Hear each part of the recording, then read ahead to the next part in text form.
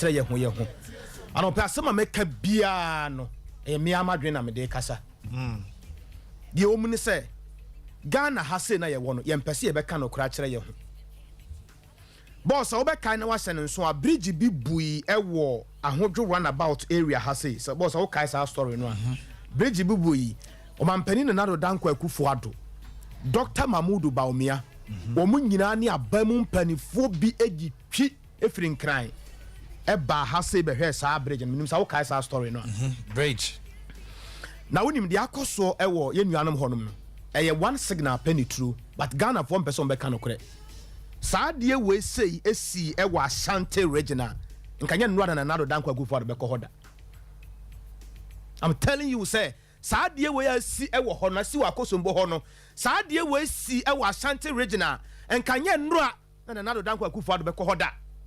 I don't understand. You understand? Beba, the intention is say omu yimu anasa day. Media me kanti na me so me kasa. Yeah, understand, but don't say listeners no better dey make na say. Me to say but a call on that tangent na akwa say nana do mfa no tonfo ho. Aban no emfa wo mo ho. Enti no dey see ye no ase emfa no ho nti no amanfo anu na adru mu nti e na ama ne ko ho. Na say clear. I don't think that is it. Are you clear?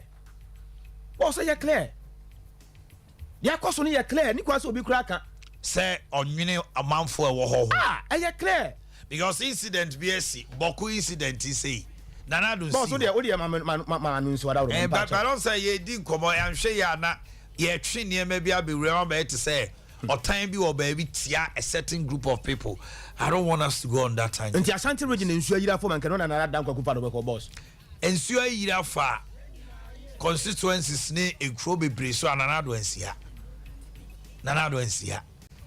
Me pese ye discuss the issue and attack the whoever has done that, but the angle of say ye yin krofo bi mu ye nwini krofo bi mu de mesre kwabra, let's not go there.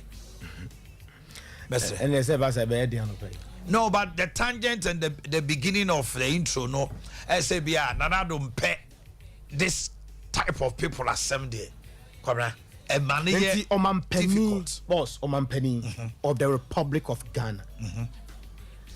Adea ye ka ho asem ye ka apomode ho asem nsuo yiri afa asieye nsuo yiri afa asieye ama amu nsuo awuram ejana bia hodo ye wo Ghana ha nsuo awuram eno ana wo ko ho nti se bibi besi a asie wie dada boss mpacho ate de make na say amu ahodo se de ne ku nipa no se de ne ku nipa no se wodi ensuo sache water yi biduru ho nipa tumirika di wachi enipa tumirika ne di wachi o ya tenkana ha ya ntimi yanko ye ni measures bia e de boa ye ho ne atimu sa ye ni measures bia de boa ye ho e de atimu sa nti se obi wo ho no mo a boss giri se di asem na obeka. I agree with you on the Asem say bia there was sen Omanhene Yaw, but on the basis I say bia on pe bi mu asem and I say on nwini bi mu ho no de situation bia be si nipa bia na kwan afa so a react no em ye define wo say de wo sitie situation bia be to nipa bia wa brabo mu no say problem to nipa dasani a e kwan a wo be fa so a wo be act no ne wo be react no e no ma ye define wo say nipa na kan wo right so kan say wo mo nwini onana nwini wo enti sada nipa no beka and o kan so you right boss ana obeka o kan so you right some influence say minister say wo Ghana ha nyina minister say wo Ghana ha nyina no e ho no mote a ka you say no dan kana na dan kwakufa do beko boss wo de yen kan okra say minister say na no dan kwakufa no mo ye adwuma no so mo nyina o ba bia nsu ayira fa wo mo ye a enka wo giri say nura na no dan kwakufa do beko ho that one you are right to say and ye wo Ghana hai ebrebi ye be hunu MP bia na yire kwa wo a ohuye no ye nhwe sene euphoria ne dom minister bia nya accident ye nhwe quickly send ye team take decision. So I agree with you that also what I was saying is man on the tangent say ase boapaye say nipa no time crofo bi no yes sir eno na me pese yi enu enipa bia no se aban ma wadwuma aban no se wo ma wadwuma se ya na ni di adwuma na wo ye nachi enti one e de ekwa na nka na adomokura na nka wo so nkomo ye akoso mo dam na e wo honom no per records ya me dam anima no per records ene hwe tamwa ye si ade no ne tamwa ade no ebo nipa o hwe abakwasem wo ho ne ade a na ye wo ade bia yetimi eye na ye de detect say e bia e kene bia di anim no sensu yiru ba ensi yiri ba weni ene wo se ye sa de nyina bi ni ho ene ye jagumu sa enti nipa no wo na wo ma nipa no kwan ne wo kasa wo asabi wo ho be free nipa no abanye se bia wa plan but the situation on the ground no boss see asama ye kan ba bia nkoda beda e ho aye dene wo imagine say wo yire nyima abosome nwotwe abosome nkron at this situation obey den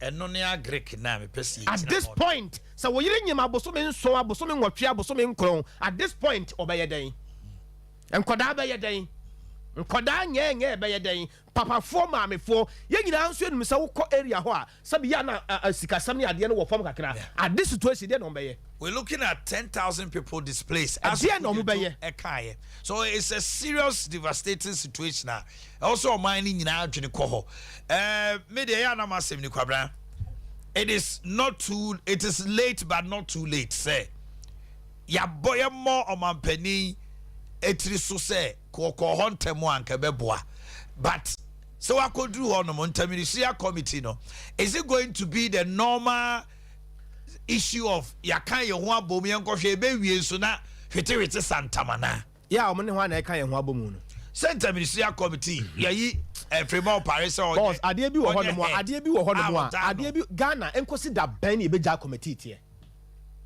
near put the practical measures on the ground enkosi da ban e beja committee tie and a committee no so committee where ya tie no committee where ya tie no na dan ya ebubo ni nyina san aba boss committee where ya tie no na nipa nya ba bi na nsuo mu nya nom yare ahodo a ebe ba nipa no so no na yare no be free ho ana toilet ya e fra nsuo ya manfo nya nsuo nom no na free ho committee o e dia committee ben na wo se ye tie adenti na obi nya na dwuma yie na ye sa ho dia kwose committee obi adwuma wonye ne yie no ye sa ho de akwose committee te Ghana ha sei asem wo wusu se hwan na wo jusu se wo mompa ye sa de we mfiri wo ade wo ye mpa ye bo ade wo ye committee tie wo bi nye na adwuma yie wo se ka no kretire ne ho sa bre wei na nadado danko akufo ado Ghana fo hwe ne se si wo nipa bia wo so yi wo madi na ye nsa na ho no de gini din a ye sa bre wei because enipa kwa ha wo ne amane mu no nya agoro so wakọ ho no mu a wakọ ho no mo nyese bia me family members won tina me kasa sa o me family members cry affected o nyese bia no tina me ka ho asem me minim dia me ka on the grounds e ho no me minim ho nti minim dia me ka bia yes matena ho pen nti minim dia me ka bia wakọ ho no mu a the poverty level boss enya sam ketwa o sa e bia flood we kura ma ye no ahoye hi amanfo bi namu ne sa de we asa beto wo mo no boss nya sam ketwa ne ye ka no ho no so wakọ hobby and no as a video bi na security me say so be the sachet water ni bi pie ho no mo a omu to mirika party say lockdown no ne ye cha aduane no we are in a dark situation at the end of the day but let's hope for the best Kobra asante mamintio well Kobra me gidi say Kobra kesi ka bibisa ho kwan say woka but adeba ko se mu se o mampanyin na dan ko fuado me de me ntimi nkasa ma na me ni the wings for that matter but we say within last 2-3 days of last weekend free yawade field and ko fuado was built like that in my position itinerary so for the whole week you know we say last week no Friday me refi bi ba ko ye o free ho na nwumre na ko US Friday na nwumre no ko US na ko US no na disaster no na si ana un say na si I didn't see when Thursday Wednesday when nwumre na si na un say senka omana systems here adwuma in a serious situation come mpamini kura na nka in senko because there were not more in place not more entimi anya adwuma na film mpanya kwakoti interministerial committee so omonhwe za na we so enti senka ne ma ne koso nko so for you a system failure oh omampan say from the one me can say engineer timi akobie nsuo na nsuo no say ni say vejapade ne amasa no de system failure oh senka there system ze adwuma system ne failure hana ma ne failure enti omampanyini ebe ko ho no ho nanka enyema pii na wura mu ama aye so simple say nka ono be ko nanka mere formality because nka regional minister no kra ho no kra no you could also have what resolve so many issues. Because I was listening to Okujeto. My point here is Okujeto as member of parliament, the minister of the region, and of certain key personalities from Okujeto's interview this morning, they were not informed. They just released the water. It's in the memo is to say, Metio ne not ne omo air concern Metio for mo ni ade. It is neither here nor there. Onim Ghana assembly and careful. Na ya nhwe nipa kra wa fom. Na deal with the eno na hire you. Shifting of goalposts no one say. Eno na hire. Intermediate me beka say Komakese ka very boss when you say time one nanka umbebie no. Na nanka was a meeting bi koso. Sa meeting no ankoso panina na nkoso hwema meeting ne koso no sa meeting na nkoso no the report foforo ko na chi say no na make say sa report foforo ko na chi and deceive amanfo panino Okujeto ye a key member ahemfo okrom ho say komo ma omo even 3-day notice or a week notice and come betime afiri ho am ye do makogina kokoso ensuo ni ma amaso my issue is sa panino or that's what you remember. Why the dealing with? You see, that is the problem. Yeah, the whole issue, no. When Asemsia, how do we deal with Ghana and Yedi? Never. What ban you with? Ma be grand calling for the head. Oba be statement say, I will not resign. Say, Papa. Just a penny for trust in the man penny or Jubilee House. No, a friend say, why resign? Yes, I'm a pamo. This shouldn't happen. It's embarrassing. And on my me can say, what the Ecosi voter region, dear. Yamma, or say, any quasi bishop. Or say, Finiel Cono, on say, ye boka aya dear empetu council, and Kayan Shaya, and Casenso, when you know, baby, ever quama and what to a name baby. What's an Ocas engineering filwa? As an echo. Yet, when you know, my 2 years' time, 2 years ago, there was spillage. We ends. But me say my 2 years time na be sense nipa try dey obi anwi there be so far nipa bewu nye Ghana na wo. Oh, you see the issue is knee-jerk reactions in the boomai. Tete knee-jerk reaction asem see ya ni ya people ho ni ya kasa ho na we do ya to we ni ya we ya te committee ni ya we. Though the committee will come out to the report and other things, I mean where they are governance and was AC. But at the end of the day, committees I would do say ni ati omo report so ye dia ye dia. The committee no boss who is responsible says our committee no report no be ye adwuma. Then na make say at the end of the day no, hey, man pendo hwan yo, ya interministerial committee bebre. Report na why. I'm say ebesi omo sankan. Boss hwe adwuma ha ye we. Ye wo plant wa ha se ya. Sekobase bia ye kasa ya light ni dumu pe. Plant ne be take over. You put measures in place. Enti sa wo ya ban na wote so. O manfo nyina pomudene. O manfo kra e hye wonsa. Wo na wo se wo hunu se. Adwuma no abedia ma asem se na so wo bente se onye ne yie no odi fim efi ne dam e be keka me mama mu na. Wo se me yi ni sentan. Tiawa nembom. Ma me ko hini ni. Obapa. Abesa. Se ko you se ba you kakagran. Kakagran no dey. Se de be sie nya sie wi. Enti hula balloon ye kon ye ba man pani ko ho na mfa ne kotachi yempe solution. And what is the solution you think? Media one me gina. Say ye fi enhu. Onhu ni mpre mu biem. Say bin sam me sia de chinye biem.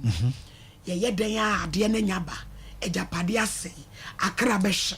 Enti edie ne ye sa de wei ebi ntimi nsi bi ewu. Eno na sese ye hwe. Mienu se obi wo ho a ni nti ena sa ye nei. Enso aba. Ese ka bibi kire no. Na yense na ho. Na de wo beba no wa ma me ye bi na sa mampani anko ho na kesi mi kuro ma chemo dan ko aba ene si so ga ko pedi wo ko anko ne de eno is neither here nor there enfa bibi ama yempe solution ni antwi ni paso na no ne ade ya na kufu ado ababu yi, age so de ne to fom chenase eno so de Onye. abi onye. Enti eno no ye ye sa die wei ebi ntimi nsi bi ewu eno na sese ye hwe. Mienu se obi wo ho a ni nti ena sa ye nei. Enso aba. Ese ka bibi kire no. Na yense na ho. Na de wo beba no wa ma me ye bi na sa mampani anko ho na kesi mi kuro ma chemo dan ko aba ene si so ga ko pedi wo ko anko ne de eno is neither here nor there enfa bibi ama yempe solution ni antwi ni paso na no ne ade ya na kufu ado ababu yi, age so de ne to fom chenase eno so de then no a boy good governance. And yes, so be our tatis. That is where moi. And you know, Because if people with impunity would do certain things, now at the end of the day, me, you will dream more.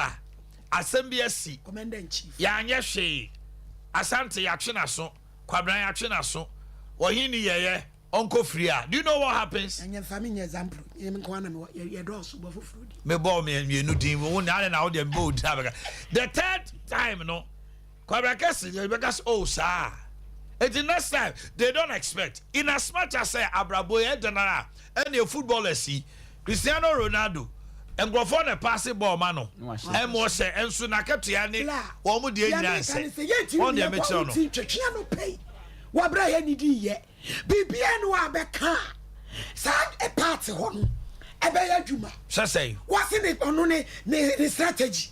Our Dibu, my two. I don't strategy with the Strategy, so be at the end, Chinaso, Chinaso. I been on why watching what did I had to come up and do? Hey, what's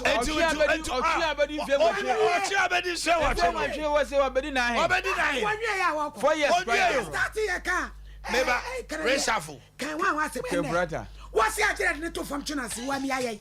Just like a Yanaka, a tobacco consider bank, young solution.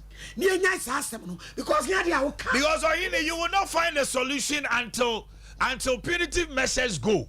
Because if you want to deal with certain situation, change has always been the constant in life because it keeps changing. Great change until say and near maybe sano development doesn't happen because my abone your friend me share I rather pass me a ukra raise say what your letter Abraham penny so why dey why resign was mean himself integrity be you a man out there already know what be part of who it ade bia be si bia no ukra president onyidi how should this happen so you feed them and to treat the pastor so be from swa obi negligent and akofa sa how we abre yenuanu ya I see a trainer so. Now, Sandy Pan also see one Tiason and Tiana. How do you find a solution when the same person is there? Mammy, oh, Mammy for sway. Oh, Alfred Obey.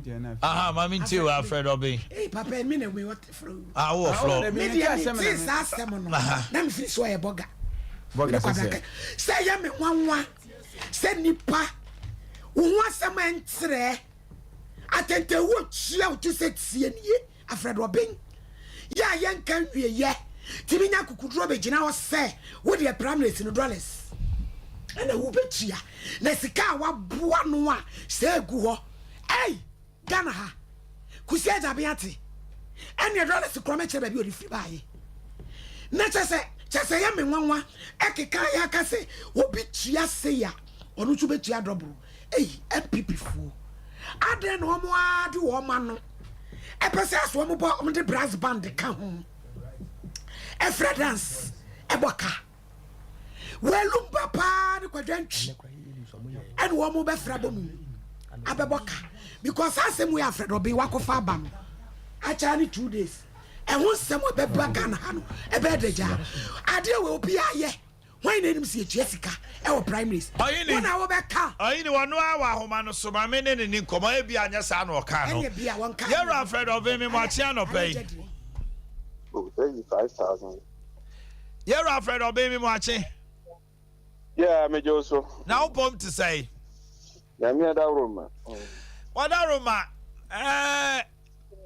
audio bi a ekwa yesi waka ni pay say anwea so be kwa de ono be yi ti so obetua sika no wo betua mo na wo dollars a wa pegu ho wadaro my your voice a voice papa na mpacho de nti na wo kasa de ntira oh be bosume ma volume nko for be bosume ni akire ni na say me koye radio program na host no ebisa me simfua bi na saa na anu yiro na ese ba no enti ye ne amanfo bi keka wo ho a omo nso pe kwanye omo do omo strategy better form ntina say me so me respond to it na ni nyina ne say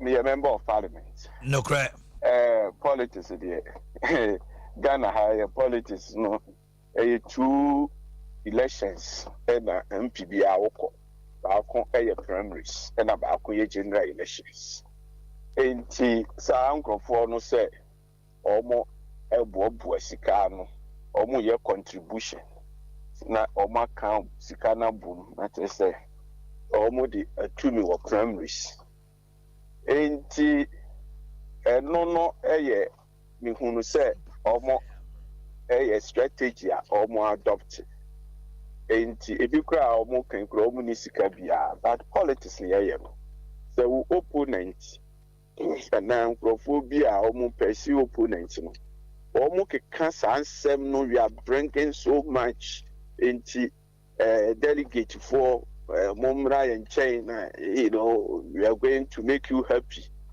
Say what now who dia udi agra who followers ni na I say we no be so bibi kakra di o no one say baby e same baby I want dia say almost do money be kire ho that money be ba ho so no na followers ni na afiri ho it is a one so who strategy now so preparation bia yen kipuni saa ipu afiri be duru ba bi no kra no wo from amomma na otum kra ka wasem a kire o no na me so me kire o me strategy amakutu ana me planning me no me a science person nti me ye bibia me plan ye nim say me ko primaries me say me ko general elections me nkoye me ho kokosachi aboa pete nsuo ta eno so okusi ne dan ti me de nsuo nto ye no dry season ni nyina no na me sime dan na nsuo ta makohye dan mu nti me nim say me ko primaries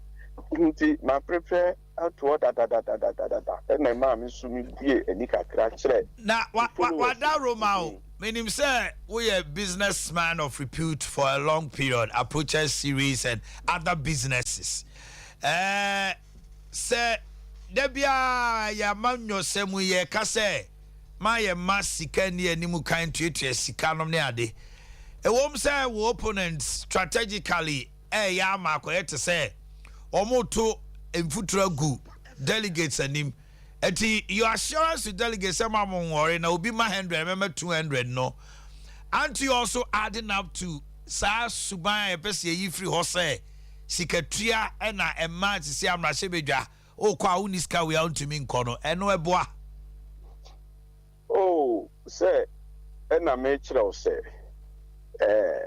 eye two elections na ya yeko general elections there e no za ya na enyi skasem eno na ye performance e no timamfo ni nyina ye kwa akwajaje o say o perform ya na one perform ansa na ya to abama wo wa be ye MP ye internal politics na there say MPP be yi ni nipa there aye no mo no bebre na ye be hwe o competence no ho no anoma but adodo de nkakra seb no so aya na e ka ho bi na enye me na me initiate asem no eti no na me opponent no because e bia ye say ne wodiri ne ebo obo mo ye do bi o mu ni dini ti o mu de no ye de ba amanfo mpo ntie so ho enti na ye de me de no ye yi o mu de na firim na o mu initiate ye okay ne no na me so me ma Matias ye ne say ene obewu say Russia na o mu de o mu ammunitions no mo a showcase ubehu na America no showcase China no showcase na munitions I did na yo mu showcase also anye bia se wo momo actually the opponent say look me so me nyemre it is a obvious opposite be invade me and I'll be attack me be careful I have this oh show ni nyina wo de kakra abete it is in politics nyina dia wo politics mu a ye nye ne say de nkrofo plan aka wa sha no afodi wo arms now te ho now mo ka na ye isikafo bi ye boboa ye ho ye betua so much nti ye betu no na makama no atum ma chitafo ni nyina ha ye say sia de ha de no mo ko ha so showcase small e mo mu hu say me so me ye well prepared it ye mo mu so it ye no de say ye friend say yeah, I did to 8 or not. Nan economy beze sebio ekosono. Ene sebio semi so much. Media. In the first place, near any say, if I assume it say me me executive part of the executive arm of government, me a state minister, and then people can construe. So when you say minister or no, who can be or can say or DBSC or DBS ADM, but me a private man. Say you wow, me no can say. Kumaza why no me projects. Me started 1996, 1997. Me started my juma. It is my baby. MP no bi di wa nya bibia me threaten no describe threaten me and ma come and want to the okwa to me na me so ma me busa asem we na quickly na me ntimi nya me so wadwuma doso ono bu kede Japan akan sem bi ato abontene wo se emra yi free bust wo ni fie pa achewo enne wa yi ni mu akodi obi achi na hwan ni wanwa pa wo yi ano sei oh me nua se asem bi okan ya che mo abom ya me nua panyini no Membesa mini benya banka bia assemble ba no before say obeko air no we share me airport ema obisa me dem ka kire na bra panyini metumi adidi watem me no say we say mayi da man podie say anka enye issue say politics ye ene say bi o me papa o me kura no betumi a o CPP na anka me sumu NDC kan ne de me podie o podie anka enye issue but na ha me any say on say asima didi na tem bo bisa me airport wo na am ka just bra panyini metumi didi wate wo hwa me have drinking me kura what say me didi panyini bi atem da enye nokre ema ode emrantie na ompese omo ese me ne ntam no mienu o se omo afre no wo nyi omo number ba ko a onya WhatsApp wo send man no oyi bae ema me fra brantie no ewo ho your friend Roxen Aka, one a deputy youth organizer. My friend no say, I now Roxen 2023 gram, me just say me no Casada. 2023 gram, me who cry committees and bisawasia. Yes, say, oh, yeah, so 4 course book, my sinti woma. And I say, and I'm say, then I'll go through some basa family home, and the Akuma me bra penny, Kennedy said me did dinner them. And then also me quiet and were him fan. And I'll say, and trade you fan channel. Or pamiche or and now I'm afraid of pamiche or you didn't meet me. And I ya, you never try flight to my broke myself, or no can call baby and some corn baby. Etika yes, I'm already Montam. What can I say? You're afraid of me. The same thing. You're afraid of me. I want the Kennedy Montamu Ego, Bibianiho. Oh, we be heavy and tell me, Brapin. Mammy Faucia. Mami from Siami Dasipa. You're right. I've read obey and I want to say drink commando. Active point to Fort Nasi. A dear active point for Akaba. Now what to say? I don't pay my ATM and Sompa if I pass in one send you to me and the passing and also I have Cono Munchuso my Hini, Ombechuso Amakama, who go to the Dibronia.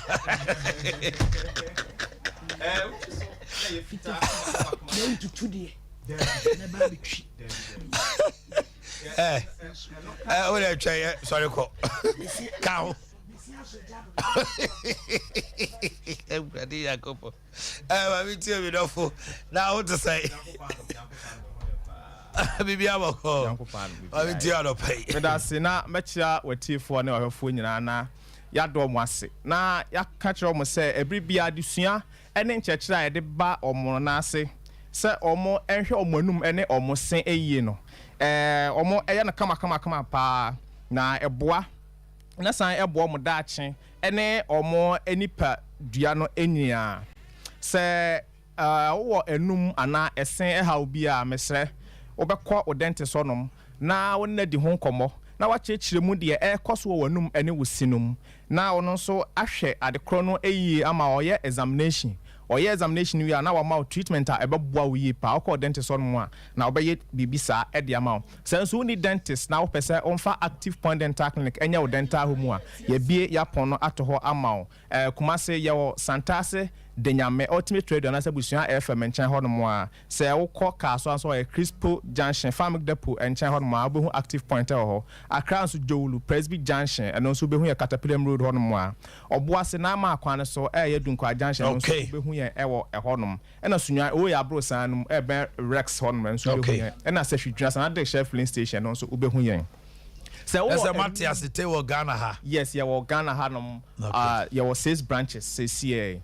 Sɛ wo enum na sɛ esen ha bia na sɛ wonte ase a mesrɛ frɛ number na ye be no ye no bedi ho nkɔmɔ na wakyerɛkyerɛ mu akyerɛ ne ehu adekorɔ na ɛba na sɛ wo sɛ ye ma home remedy a ye be kyerɛkyerɛ asɛn so wo sɛ ye ma wo nkɔ dentist no so a ye ma akɔ dentist so no sɛ wo sɛ wo mbra active point so a na ya kyerɛ denti na wo sɛ me hwɛ me sie denti na wo sɛ wo mu a me visit dentist sɛ Ghana it is not in our culture and our style correct obi wa betimi ye kan 10 years ni on see baby obi okwa na lifetime obi adi be 60-70 years on call dentist adwene bi say dentist ye swag bi wo scar asikafo na call dentist on ya.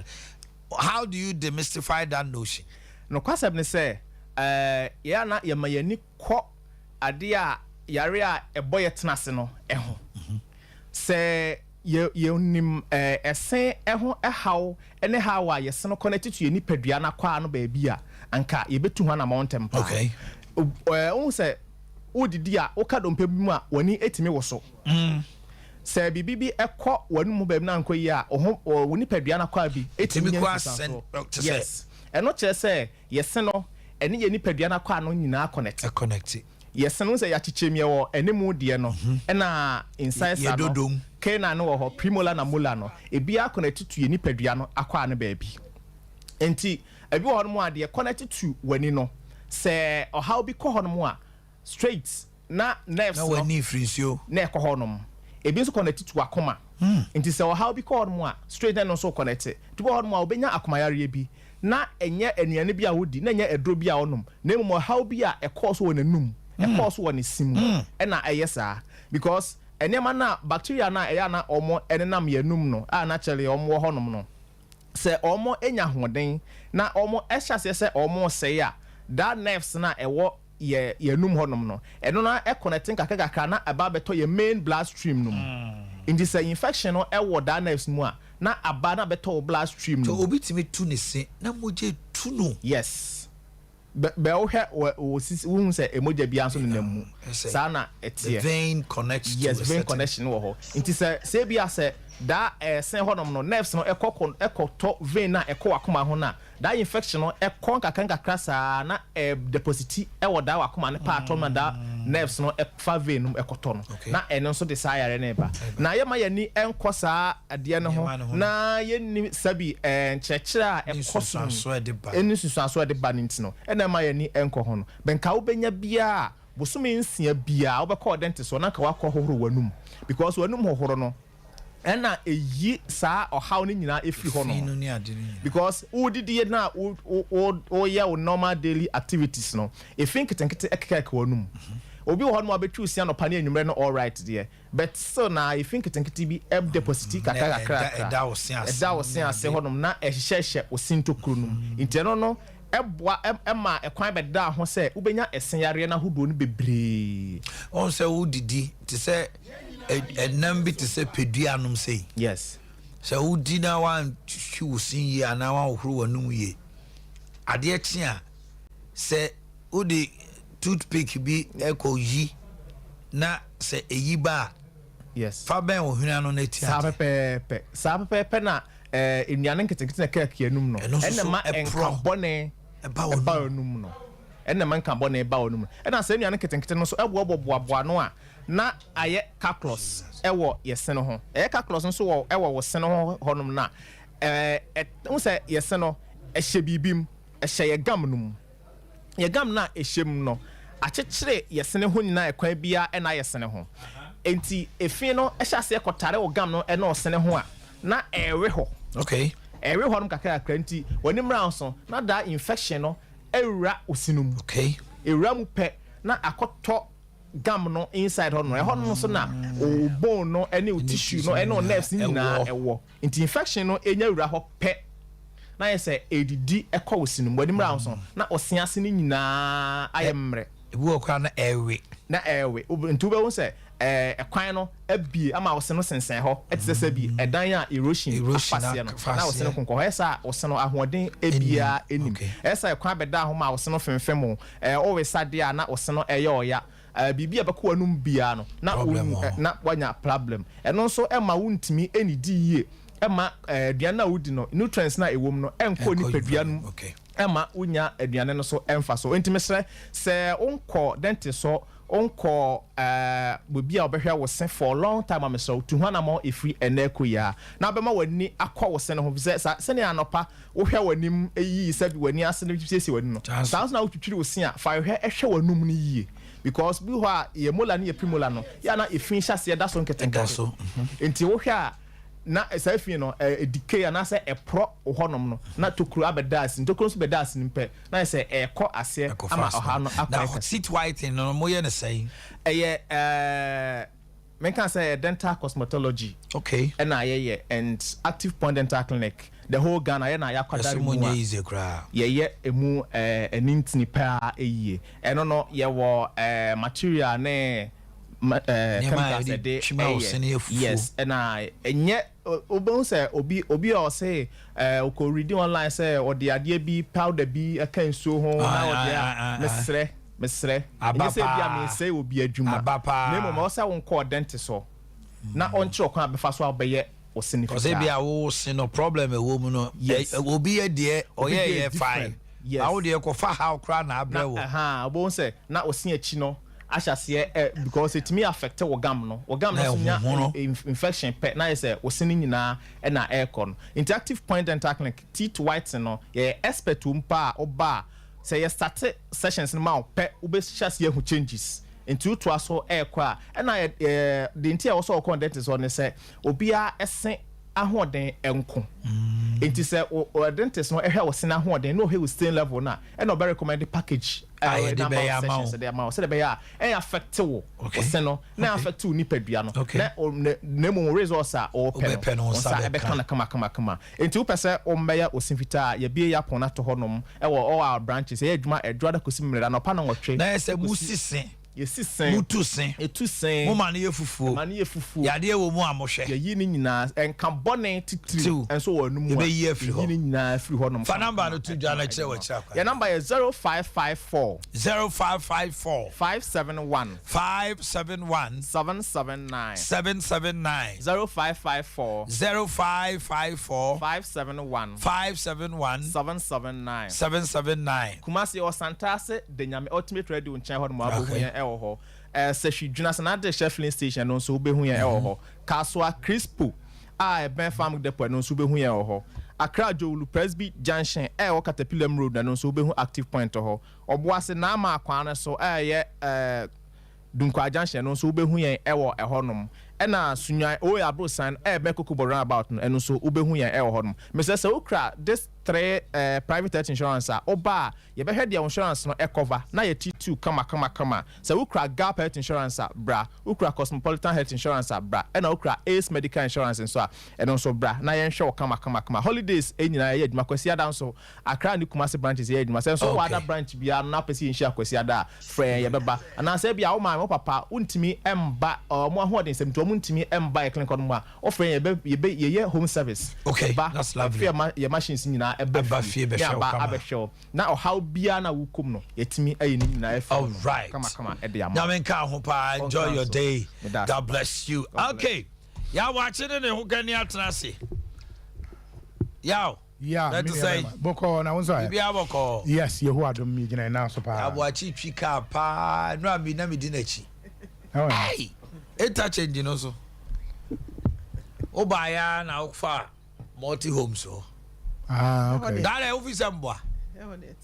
na Land Cruiser na wagigi adem na yaw pa na say hey akwa ya yisem yaw now what to say ye ho adom me abi no toro de me ne kobo ye ye return radio so e di feel kobo so bibi aboko onyamenti Olivia so want to say ai Olivia Olivia de ya boache fans de yeah Boakye yadom. Ye de. Ya na emema. Ye yadom. Yeah. Boakye de say we fan to Jimmy. Idini papa ba ko no. Remedy. E wa sante. Ye fa Boakye to Jimmy. No.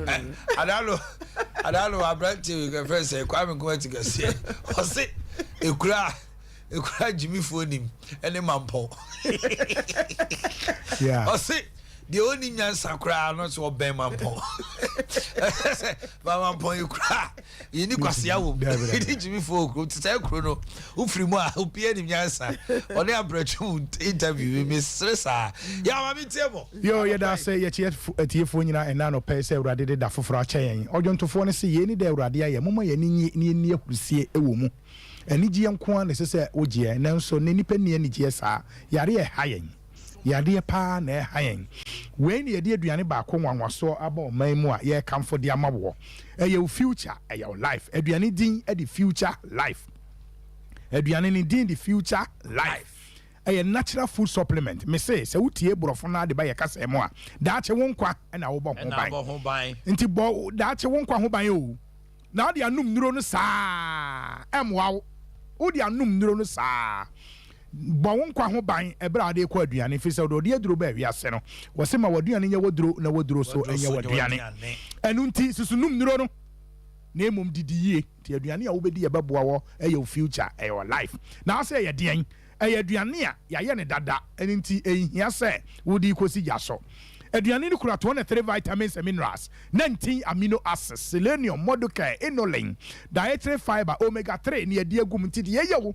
bia efiri tirim kosi unase de esese wodie no me de da me kamfo ma oba bi a wafa yɛfono oba a wɔnyem aduane esese wodie kɔpem sɛ ɔbɛwɔ ɛyɛ future life o me se oba a wɔnyem aduane esese wodie kɔpem sɛ ɔbɛwɔ ɛyɛ future life o ɛno ne esese wodie enuro num bebrebe no de obewie ebe hawo ya sa ka kyerɛ sɛ yes me do fo be mo ache o me jo so na what to say Awurade adome ho yɛ pa na so e uko pay mo future life e wo ahye ho na ukoye no de na de ukoye na de na asie minua we dem da se pa minua me maame a Awurade adom nyame hia no konfie wɔ ha na sɛ ne ho fa no with the hospital mebre ya dagos no mebre but me share the way na condition city na me tie program pa ho achi nyina me ho ado me da say na me te say omo di future life ho adanse se mfa ho ne say the already city bia ye full supplement nti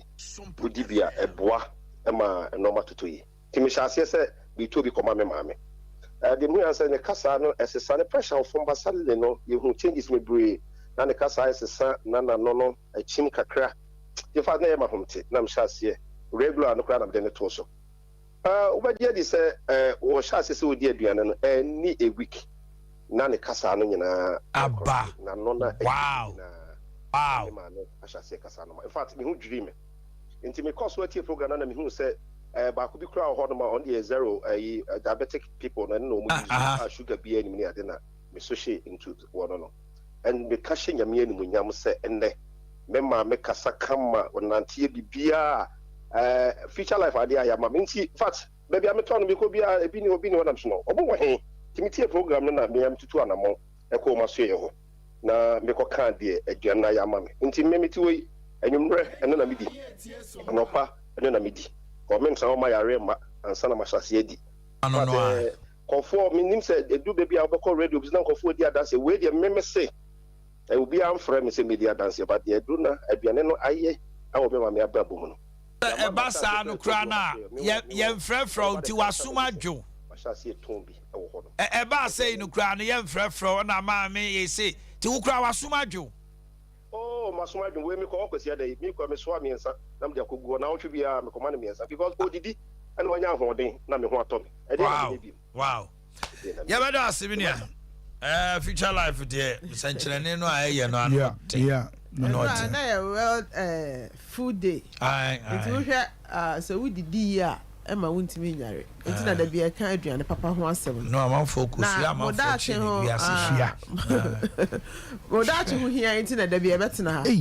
Dabia o kwa sorry dem mpa odi kan bo ne se urade ma wonyare o ma wuwu ba wan kasa na o twu no o ka se tan ni ba on so die na wudi wadue na wudi no ekutia wan kasa ni padua no nti yɛsɛ yɛhwɛ sɛ yɛbɛdi die na me deɛ meyɛ ɔbɛyɛ deɛ infections no atimi mi nti mɛka ho asɛm paa fi sɛ na kidney problems ku nipa pii ɛna nipa so kidney ho ɔden kɔ fam pɛ ɛbɛ affect wo liver or heart so ɛno so na kuta wo nipa dua no na wohwɛ a nneɛma a ɛkuti kidneys nipa ne infections no enti obi wɔ sɛ bisisi paa ɛyɛ me ya machi yɛ me ya o kidneys no wachi na guo enti nyɛ osisi kɛkɛ na yɛ o kidneys ne na ɛsɛ bi sɛ mo ani stream pɛ na kɔ ɔba na wo deɛ na no pɛ was started jonso osima yase me ya osima nya diabetes nti na odwonso bebre unya infections obedwonso sabe sesabe na moja free mu ba obema se de bema si nya prostate enlargement na say cancer na odwonso pini sa na oba so de tie enti oba na odwonso ko kan odwonso hwe se asikyire bi anim so enti na da bia o se bebo ma yo green tea wo ho a eboa ma sa mo ani nyina ewu efi se mo na enwu a wo treatment kra enko sa infections ya ma meme pia ya mre no mututo nuro nom amasa be mema no bebre mema na efon eho ahoden kofom ni na infections no fi so we treatment bia na se mo anu ngu ya nya de beko wani ya oya pe me se infections so emo anu ngu ya wo be treat sa enkoda eti me se Ghana ha de obi enu ha na ne akọ hospital obe ya ne ama glasses seshe so ni nyina ya mo na wo system no mu na nya de a wo ya ebeko enti ya wo greety wo ho a ekumu ano ana treatment so nyo oba nkwa na ye be ma ya na oba ye nkola na ofie so musu ye bi hello odofo to say Yami adumayo one am ne ka say the back from me Aunt Olivia yo na uko feature life no dia na uko pie ho na dia na asie yo me are kakra na makoma ye me ya ena obidi wa dance me ena me call ya me call me di o mo jana ne wo ma do ni bi this life tonic no I life tonic no ya me na mo fa boan they say our kuma na mo peri biosa na me tiri nya na ho hwe oh kafra eso me call na me ade se me tiri ma gba ti ye ni bia won ti bre me kan fu mo bia se on bibi kakra bia obenya bia kwa papa na yire on beto man mama on ba ma obi papa na yire odobi o mu didie papa na yire die ya be ba ko so extra wo mo so mo ni papa ya see okay papa na yire yetie mu life tonic na ha ma ya ka ho asemi ya na de na ba so e ma to apostles no e na chiro nuane a obeja idi se Ghana ha no ya na ya mare ho se health wise ne de obie ne ho a oboa obie ne ho enti sa wan ka sa anya ho doctor me su be wu bra Yakopon frɛ o bra so e be kyerɛ kwan be fa so obedidi enuane a wudi a emo nyina e be kyerɛ ne amma wo ti ne nyina ya hahama o ne amma 12 apostles na be no me be change your diet so change your diet e bibie ye obie se ko ene diabetes ne pressure be kan life ho eno so so kidneys a ho de kofoma e na wutimi pick sa ne ma no enti da bia me kan infections ho asem bra na mo ani ngu bisa oba enkola na ko school na ha wo mo akola no benyina ontime ngo obeba obayi mesi obesa nkan ba akola no infections yetimi masabe maasi bie etimi se bibia se de be menya prostate enlargement sa na oba no so wo so de no enlargement mi ba ho emo no ni padua ne momra ya so ye ho ebeboa mo bibia ha obia e wo so full alignment e na wo nyina ukoto dwemu wa poso ni nyina ye o ye nyina na ho ene o ma ni nyina ewewe oba ye ho a mo se eso ntini ne ma be fa wo to ase ho sa na so sisi obehu obia na wache a obehu obia na okutapoma di ntina se basa Japan for 135 years obia ho de dia na koso ye man mu Brazil ne nkyero kwa be fa so sa enlargement no so de enye o ya we kasa yo sani esitie na ye ka no ye bra na ye be anu ntino de ye kan nyina na se ye bie ahodo branches ahodo bebre wo man mu ya to apete wo man mu ba bia mesraw tie yen papa no odi adanse no ohunu de ne maame ona na uchimo na ohunu se wodi ye na wotwe pepepe asa aba no wono aye na dwene se woton bi papa no wono woton bi no ma susu dibi yeah woton bi enu nti JK Taylor ne chemical shop ewo Kantanka Street na ye Kristo Asafo Tonso Agogo Hospital fence wo na ye de nchense yaje hono ho na mekan obetima kɔ no ho obetima kɔ buokuru mabase ɛno so ebi wɔ hɔ Toli Farmer ɛwɔ Espresso New Market Obuasefoɔ deɛ mu nyina mo kɔ Central Market misa wɔkyerɛ drugstore nkyɛn hɔ afigya ase agogo hene fa sunwane akyerɛ nsu atakwa tie na afefrɛ yɛn efiri sɛ mo waduane nya woduro yɛ so yɛ kase yɛn de sofo line alignment interchange ne soro wa yɛ numbers yi 0242 87 80 90 0242 87 80 90 and number for 0246 01 another 01 50 0246 01 another 01 50 yeah adwuma dwara kosi me da kosi ada nko an yema frɛ yɛn na yɛmwa na yare ha future life ɛyɛ aduane ankasa sɛ wonto obi da bɔmɔden abra yɛ hɔnom yɛnkyerɛw awurade kyerɛ mo nyinaa madam ase abusuafo mame simati awabi me dane mo ho aba na yato adwumadie no so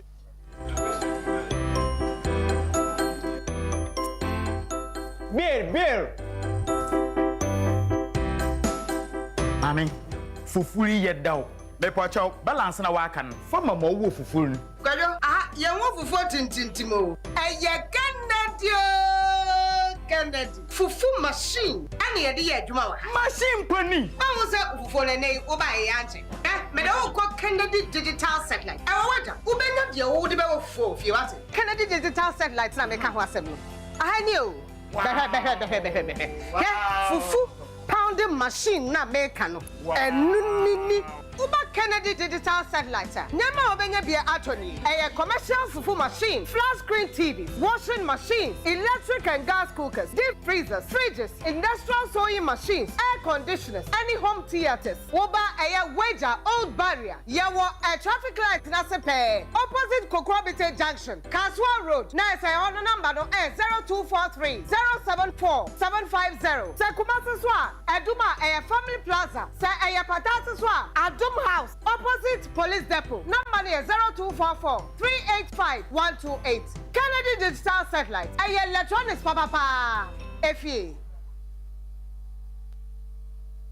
Odudu adamfo nana delay midin sempana beja Safari tissue atrinity and kaifoni nyina kwa hibernation Safari wa toilet tissues napkins kitchen towels box tissues pocket tissues any unbranded packs emu yedu eyemoton echi nsuo awodin wo mu na echenso ye the virgin pulp nko na aye ye mfra mu na ye di mfidi a ehote na aye sede be ya enkofa yare bia emrewo na wanya wa hom kanso wo benya Safari tissue ato wo show bia ebe enwo se wo Pedudu Tua for C-Base Ghana Limited was 0307 001 975 and 6. Safari Tissue, ye tissue mu okunini. Safari Tissues, ye moton. Honorable members, order. Mr. President, on my morning in our ATL. Run.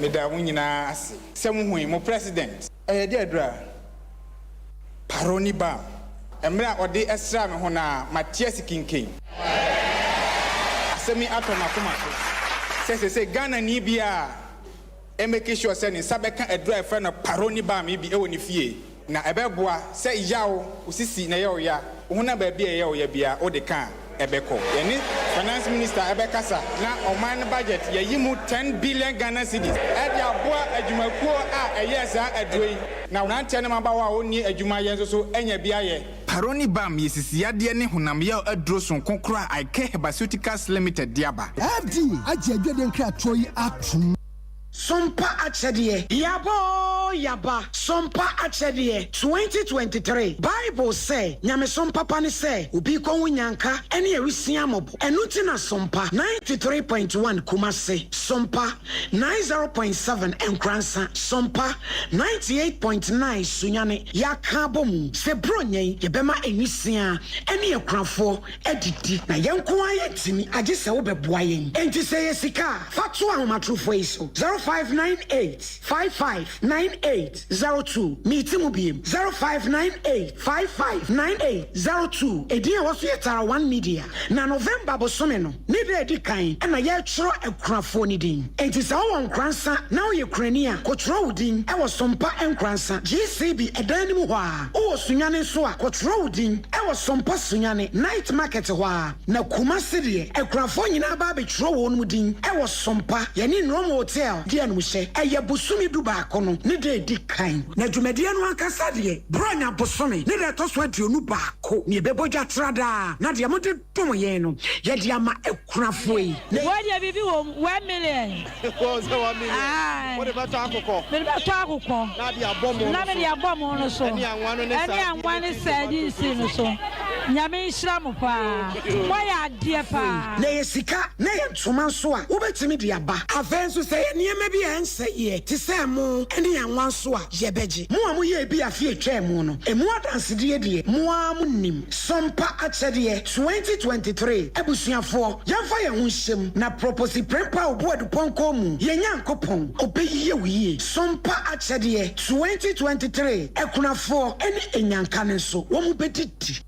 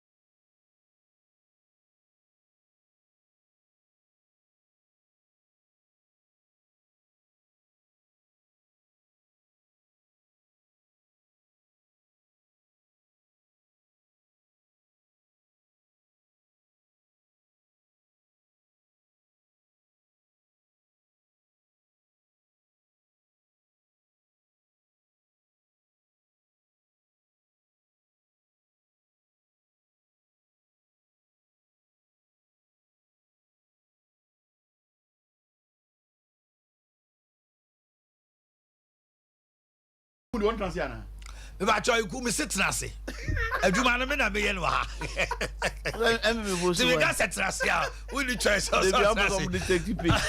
Francis the bomb to say ya wa do ma de bia boko awu ku the bomb to say me adom me hu ache me e de groba oh but say wu sua de kakra ya me adom kakra ai so far to game aso okay is a been translate na am makai asebia me MPP former MPP etoro o say o mo kana se mo radio so e na wono afresi mu say aso mo so kan wasa o so MPP yene na kasa e wo so obaje pini so de be kasa afi e frona wonfa no jala lo so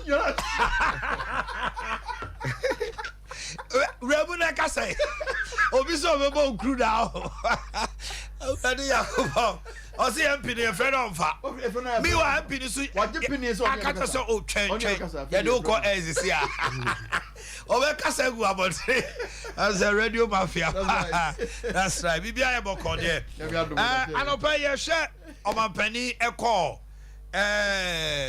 no tongue ne important mu akosombo spillage Omatintis interministerial committee ehun asem ebi mo se wan contem ebi mo se o ehun be hia se otu anamo etosumienu NDC for the sema betu dwa wo mo kire se Attorney General Godfrey Dame ekwan a watutu na basane sre ensemo a opani a ne din e Professor Frimpong Boakye e de betu dwa na nuntikra no they are calling for his head so on resign.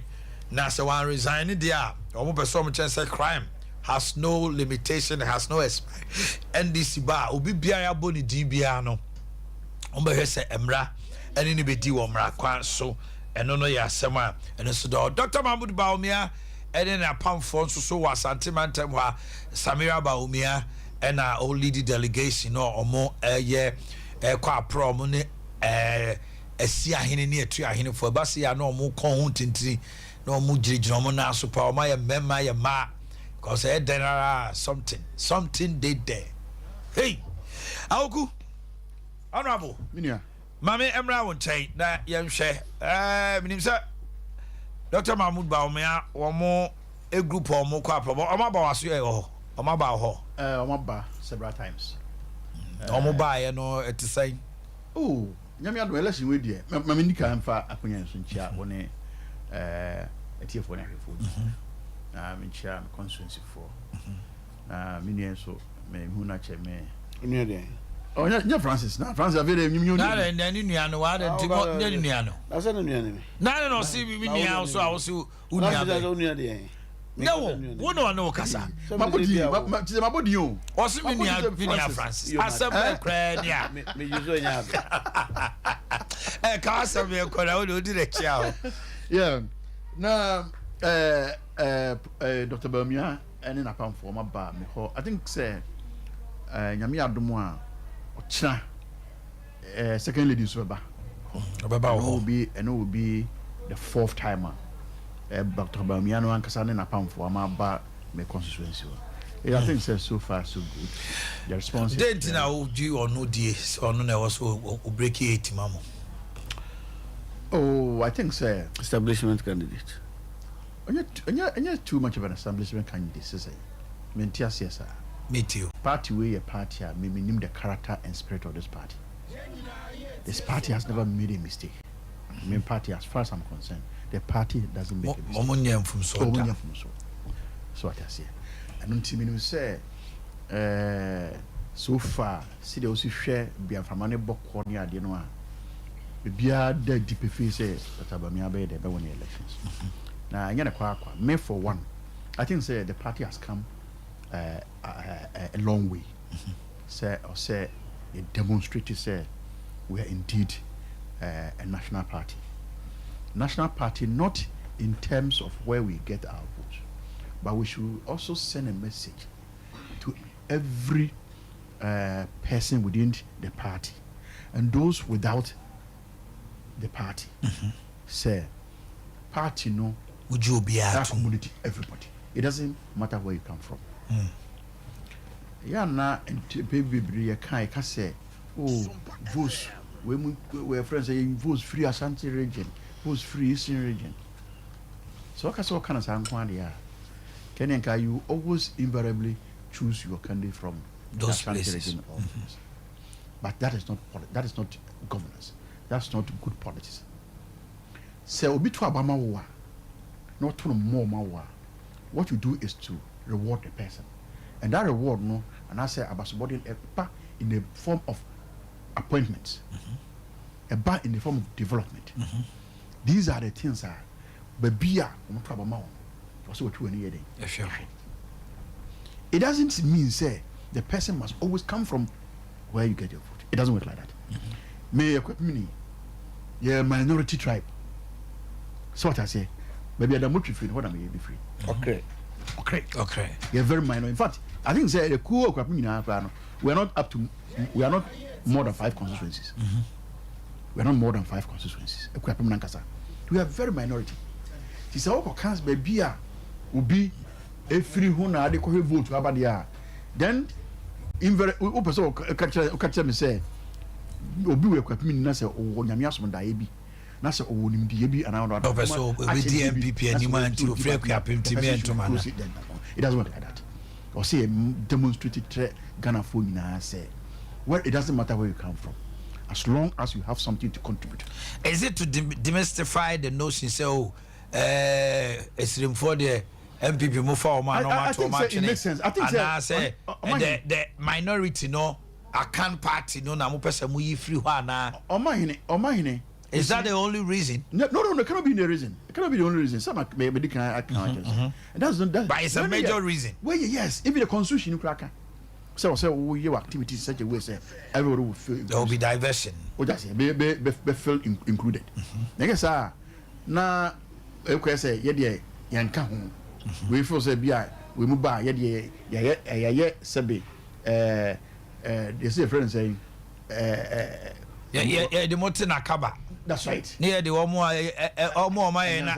charismatic. That's right. No, it doesn't work like that. So and you cannot just say you're looking at only one aspect of it. You have to be very comprehensive in your approach, and deliberately too. Say obey at the own day and obey. Nipana,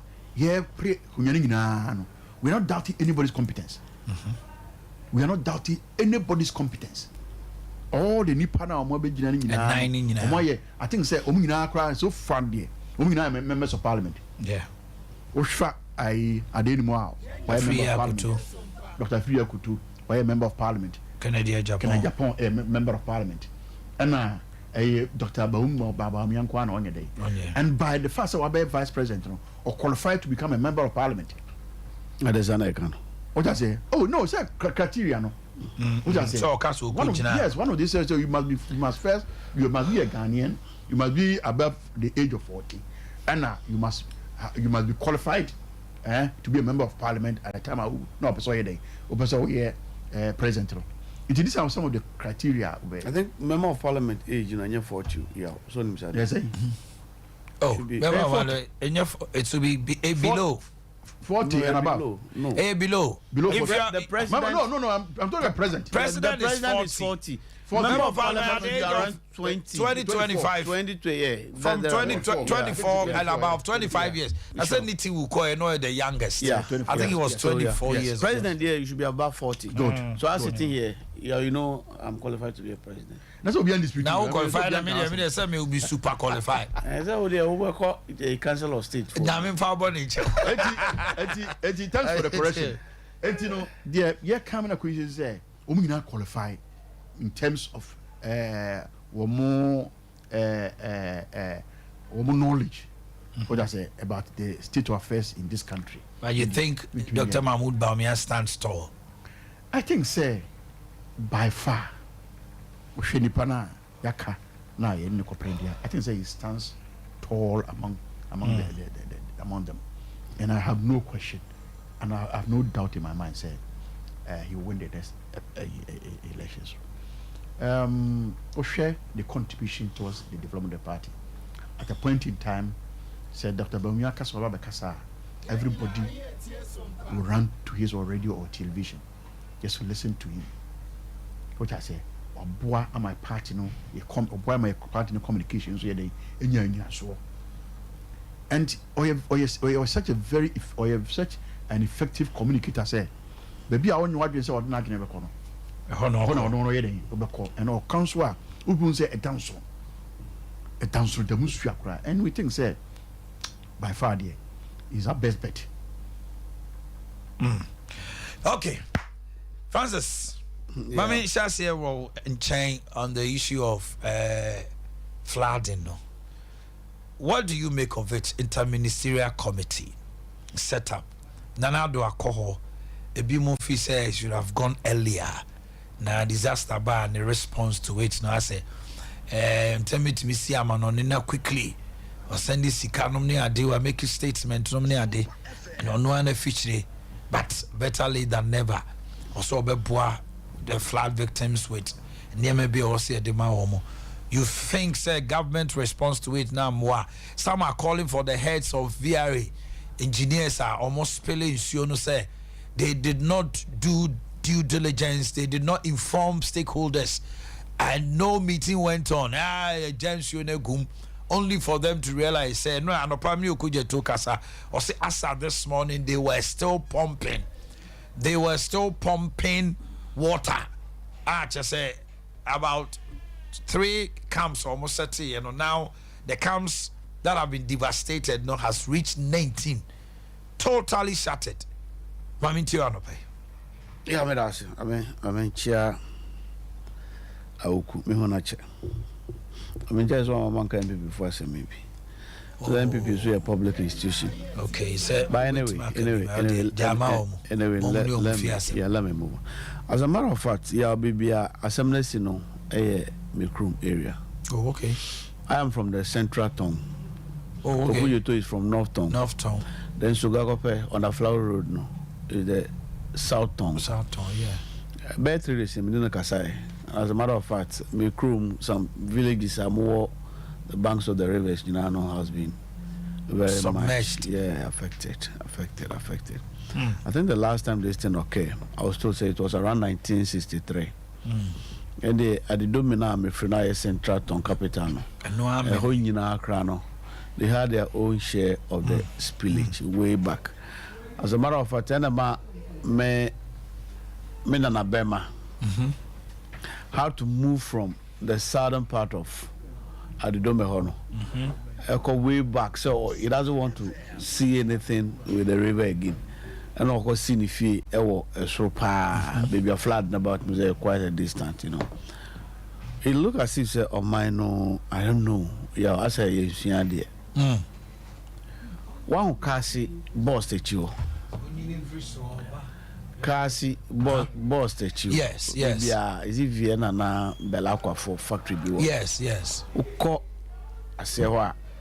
Uko abedas. Uko asewa. China for ne why afro. So ka bia no beto assassin no musina. Yeah, one day I'll take you there. Me do be kono akwa hwa there. Omo atimi etu amana. And afro no mo sit down ewu. And omo diverting soon. Wow. And omo the pavement. Ahihye ewa compound ho nyina tin so no. Eya ma no mo bie na Musa, very beautiful. Very, very beautiful. So amazing. Omo see a dino ewa afro no. Ewa ya fry so toy gina ho. Se bibia make so. And omo timi create Oma create space amanso ni nyina. And oma ko tu amana kase bi as a lake. Ewa hotel no mo awo in Chensey. And am so ni nyina yakogu ho. And omo di boat out so na omo ye fish farm. Ewa omo the boat. Yeah, omo small boat bia.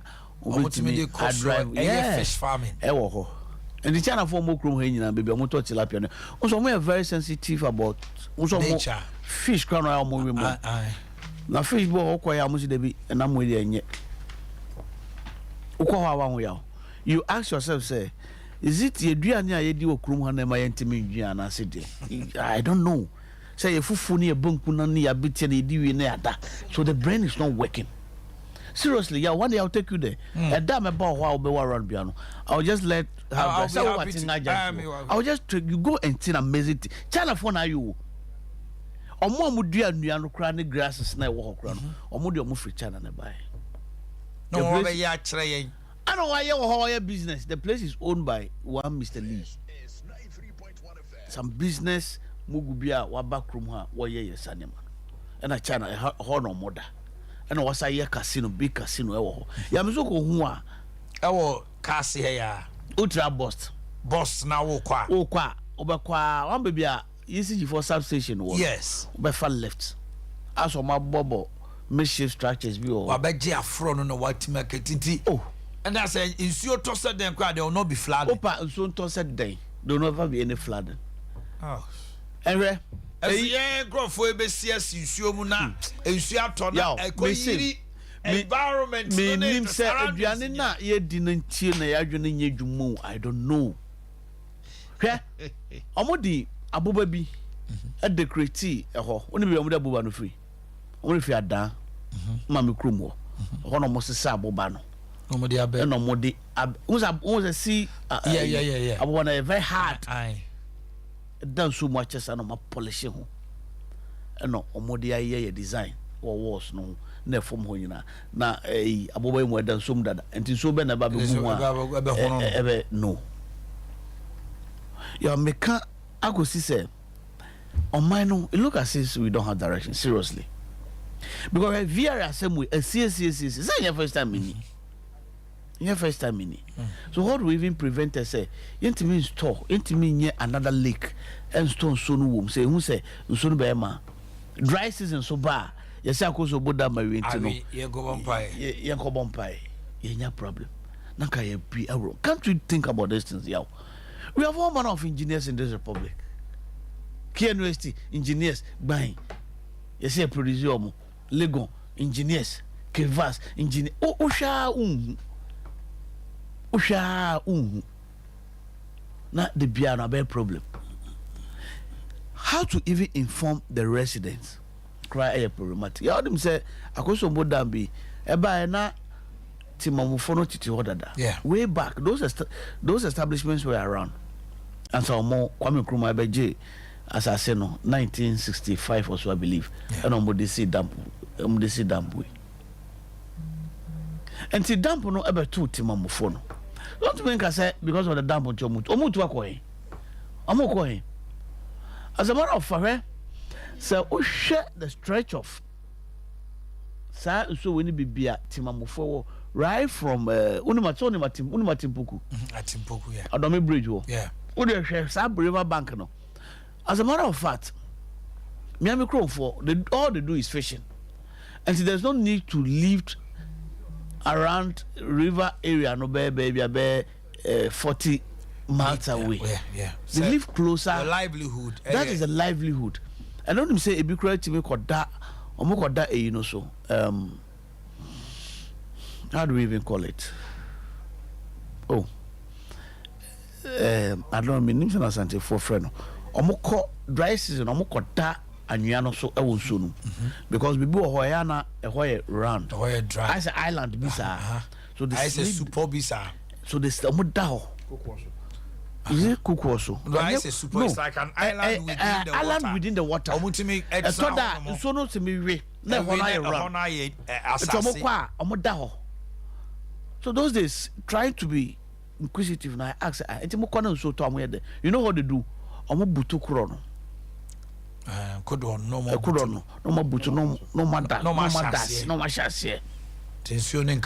so I asked for that now say na emu akese nyina I was so na there the one person told me say or see those days I don't know say now or see those days there are people that were powerful say we aboy bi na free so mo ba no mo tienwa you go back you either die or you go back and tiana bibia wo enchirase you know and omo ye aduane e wo ho omo ko te say de asori for call camp no omo da ho so omo ko ye adwuma omo da ho e bia be 1 week omo be baram de nam masora ho machi exactly no mo nam bibre na ma no tunam no e wo you know so you know that's how they do with that so that is their livelihood They've done this over years, centuries, decades.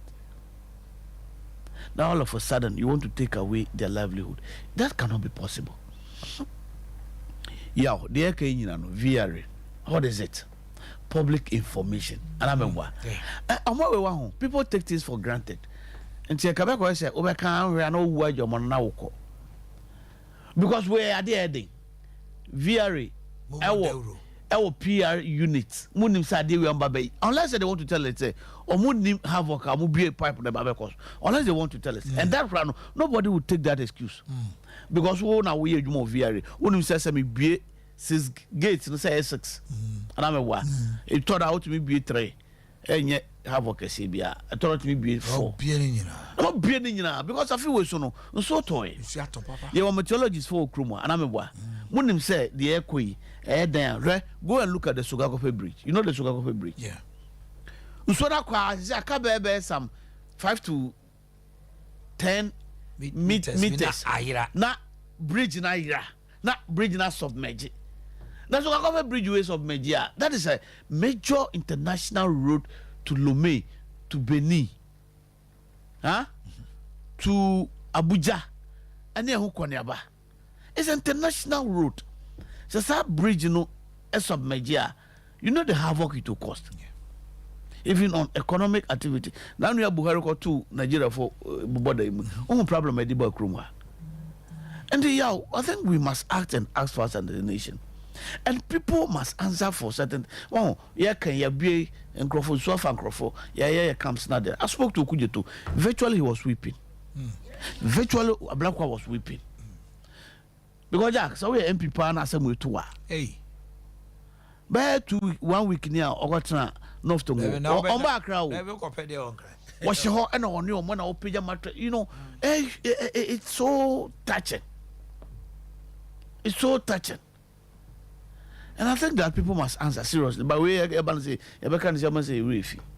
so what do you make of the interministerial committee? Interministerial committee, yes, sir. Crisis aba. Yes, sir. She said the appear no. Eja echo destroy or crew na there. That's fine. But you see, never we are here. When you say I see toilet, I explode. Mortuary, baby. Yeah, toilet mortuary now they are. You can imagine this, and what to be the implication? The health hazard, epidemics. They come. Cholera now they are. Then, Mr. President, you set up this committee without a health minister. The health minister is not part. Jose, he's not part. You can find out. My brother check here for you. He's not part. I think let me check the committee. What are you? Tibio, let me give you another one. Go ahead. Also, I told you, say, ba, a man in Korawa, the gender ministry is not part of it. Whoa. Ministry, I share and Koda, and Ma, Esono, almost one count. And to be someone who said, what are we doing as a nation? Omanhene Yaw, the Sekrana, as a yeah, the answer, dear, Sebi, Yaw. As I general and Fakum Papa B. What are we doing to ourselves? On top of that, I'm going to acquire politics and account. I acquire politics, I say. Now, I'm just a mokai. Mumon to about mammy, Bama. Is this necessary? One thing. Is that what the president said? Yaw. Then you say Monto about mammy. Aye. And so, Baba, a card, you're better about mammy, Quadia, and can remember. That is what the president said. In all this crisis, woman for what you're on. Yeah, I want to. I've heard the speech, but maybe. Then I will be. That's too accurate. Son of Mampeniko. I mean, someone to Obama men Sumaba. Aye. A card, the over to Obama men Kwan come in. Aye. Now, I'm going to send the ICD that should be a better one. Yeah. Now, Trient at Trianchama out to Nipa. Mazu go and go and see this. Omanhene Yaw Kokasa same way. That is another for. And when I come across Omanhene Yaw of late, no, say, you know, I don't know. Okay, send me a info for her. Now, no call a flower, Togbe Fiti, a flower in the cocaine, not Wajabono. Ghana Bar Association, or quite bang. Just say, oh, what dear, how Omanhene. Chaired by the Chief of Staff, Akosia Frema.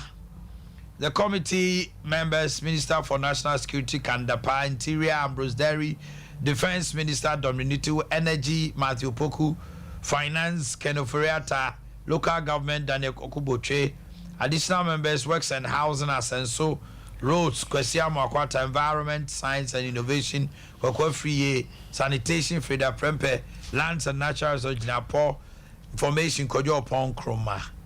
Whoa, the Health Minister and gender is not part. Why so? I came here because Ghanaians are having difficulties and suffering. It is my responsibility to try and help, because if it is a question of counting who votes for me and who does not vote for me, I shouldn't be here because you don't vote for me.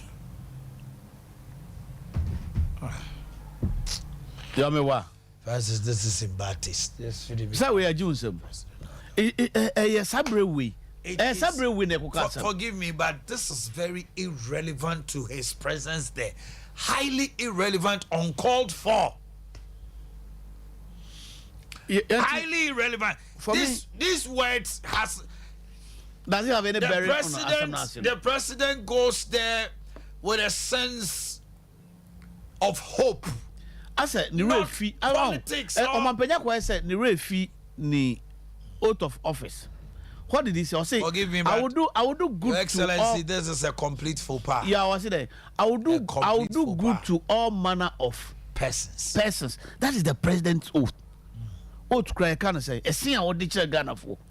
And there's some Sabesi or Frau, Sabesi or Toyum, Sabesi or Hifa. You go there and consummate with the people. Some Boakye. Now, where I walk about to ask me, Yaw, if about to home. And yes, I'm a young one in the Yaw. But where I'm far about to home, baby, as some and our tunipa. And I walk all. Mamma, we are called, and yes, I can.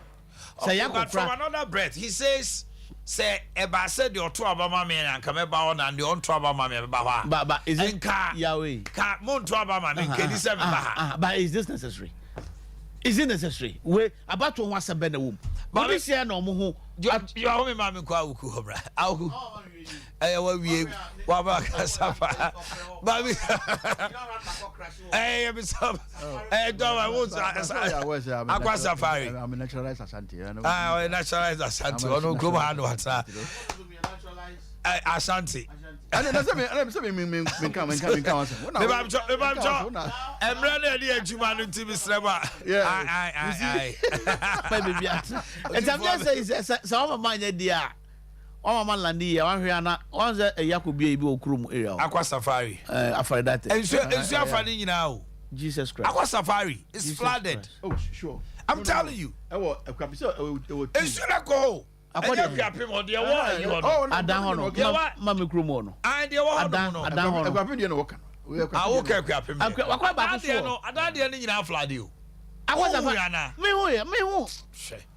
really? Mami too, Kasa. Share as much to all.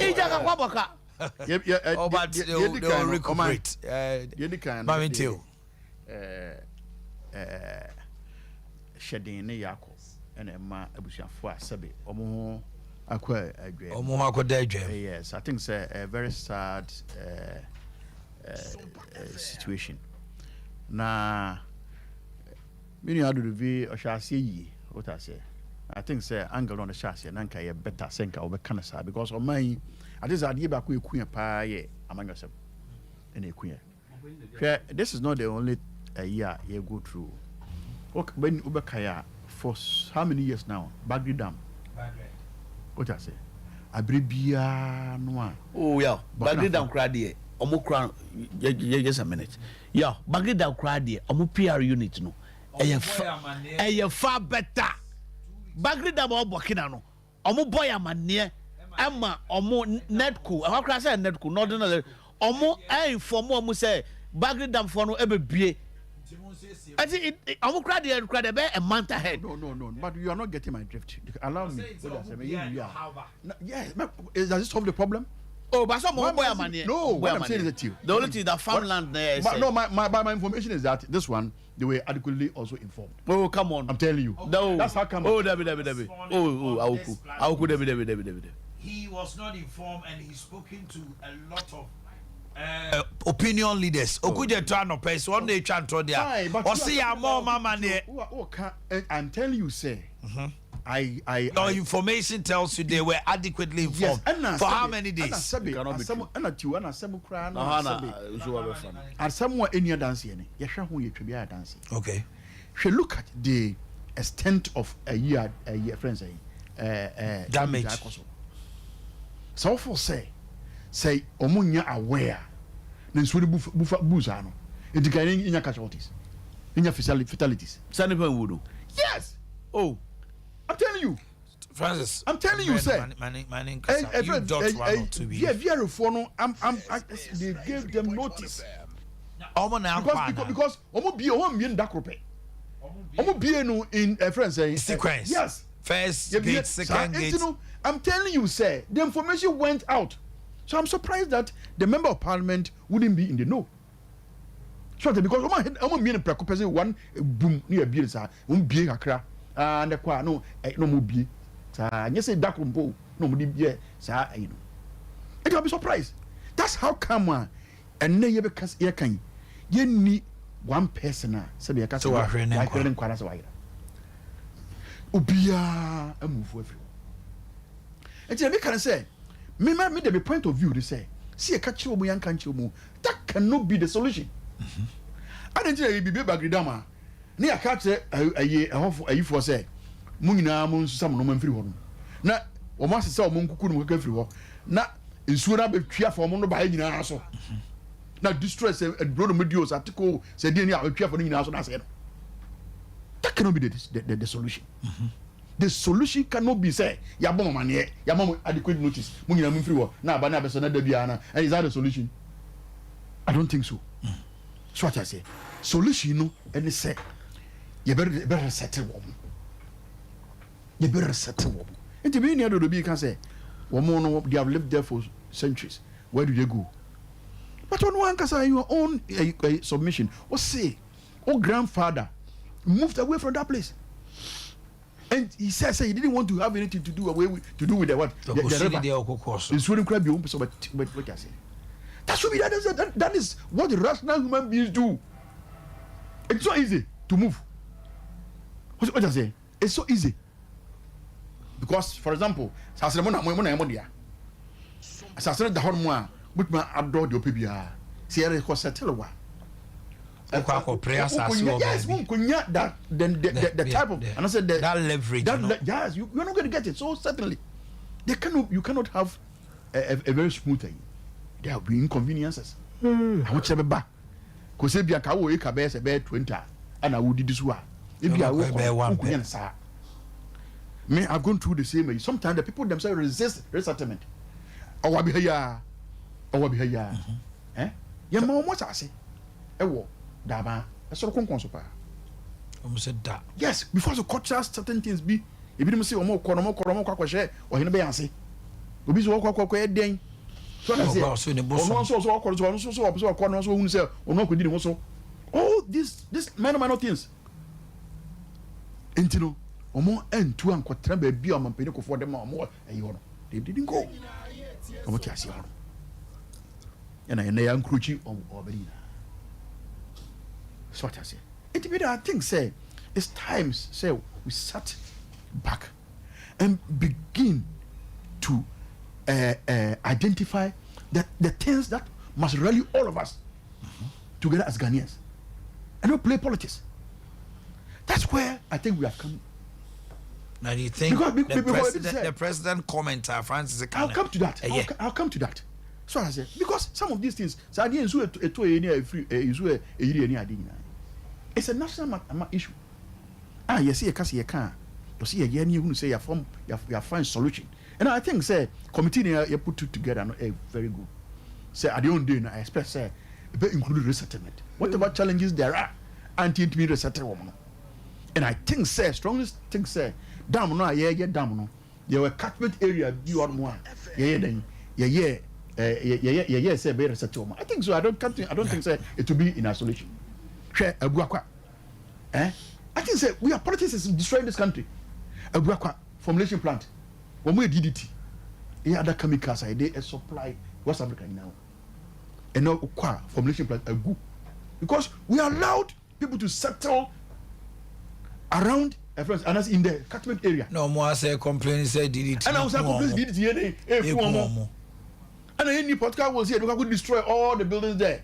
Because in the first place, we sat down and allowed these buildings to spring up. And then Fatinegu. And Fatinegu completely. Nipa and Kobefa Omojuma. So, Shenipa and Kai, a bit for Mojuma. You allow these things. And the problem is with the politicians. So we don't allow ourselves, and also we don't come to a convergence. Yeah, because I am transit. We see, I see, Papa, President Kimoka, a year son of Conqua, and Qua, walk away. But son of him, walk at assembly.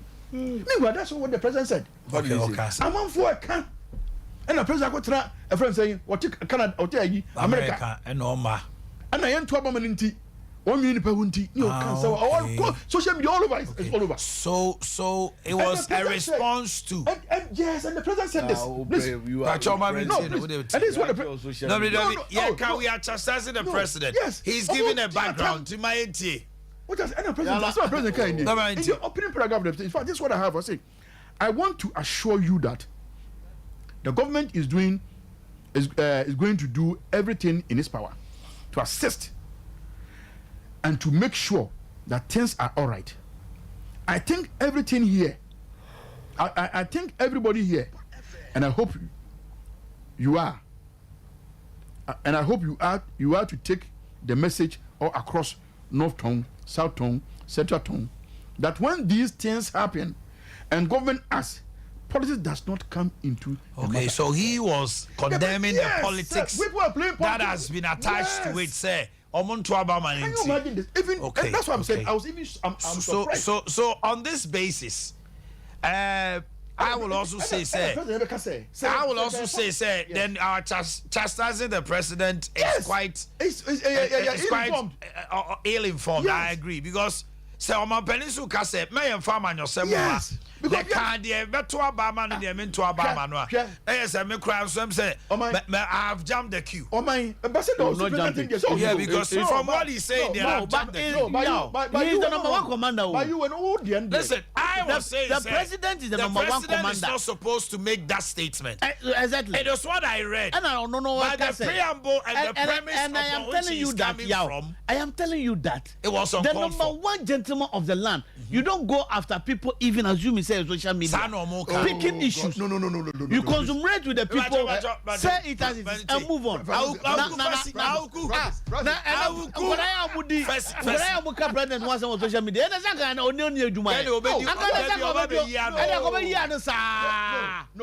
Is it necessary? But you don't tell me, say the president doesn't listen to Omanhene and the rest. Oh, they listen. Also, the president, they listen. They listen. They listen to even radio. Yeah. Yes,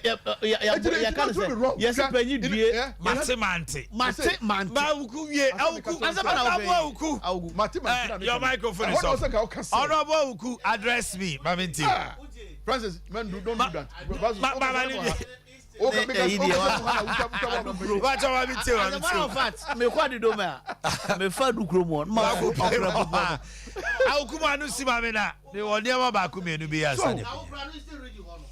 Francis Maninye. The president went ahead to say that when I took the oath of office as president, I took the oath of office as president for every single individual in Ghana. Okay. I think all the people in Ghana, all districts, whether they voted for me or not. Once I have taken the oath of office, I am the president of all the people. I think. So why did the president make the mistake? Okay. And you were not wrong because you prefix it. I prefix on the issue. Say no, man. You're wrong. It's a complete faux pas. But you have given me a background on why he said so, and I think I can't fault him. To be genuine, I can't fault him. And